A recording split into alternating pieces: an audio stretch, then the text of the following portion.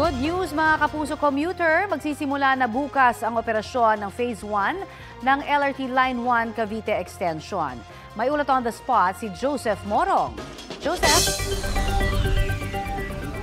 Aarangkada na nga itong Phase 1 ng LRT Line 1 Cavite Extension simula bukas at sa ngayon nga ay nandito tayo ngayon sa Dr. Santos Station. Ito yung pinakadulo na stasyon nitong South Extension at sa mga oras na ito ay nakahanda na yung mga pasilidad ng stasyon at kung makikita nyo ay nakahanda na ito yung mga magbibenta ng ticket simula bukas at kung kayo ay manggagaling dito sa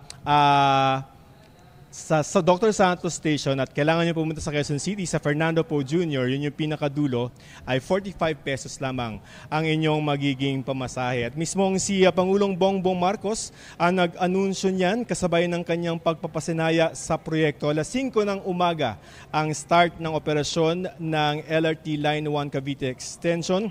5 istasyon ang madadagdag sa kasalukuyang LRT Line 1 mula sa pinakadulong istasyon na Baclaran Station. Madadagdagan yan ng Redemptory Station, MIA Station, PTEX Asiana Station, NAIA Station at ang pinakadulong Dr. Santos Station dito sa Parañaque. Ayon sa Pangulo ay alas 5 nga ng umaga bukas magsisimula ang operasyon. Yun nga lamang ay wala munang inanunsyong libreng sakay para bukas. Nasubukan ng Pangulo ang bagong dagdag na linya mula Dr. Santos hanggang sa Redemptory sa Baclaran at tinatayang 10 hanggang 15 minuto ang itinakbo ng tren. Malamig din, Connie, at maliwalas ang Generation 4 na train sets. Narito naman ang pahayag ng Pangulo.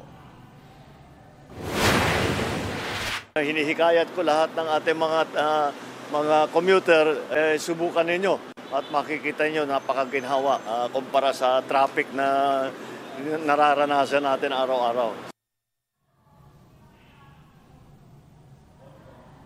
Connie, doon sa mga nagtatanong, ang tawag natin dito ay Cavite Extension pero hindi tumutungtong ng Cavite. Yan ay dahil nagkakaroon ng problema doon sa right-of-way para doon sa Phase 2 at 3 ng Cavite Extension. Ito yung sa may Las Piñas, Zapote at doon sa pinakadulo sa Niyog sa Cavite. Ang pagtitiyak naman ng Pangulo at ng DOTR ay i-resolvehin ang right-of-way issues at susubukan nila na masimula ng konstruksyon sa susunod na taon. Connie?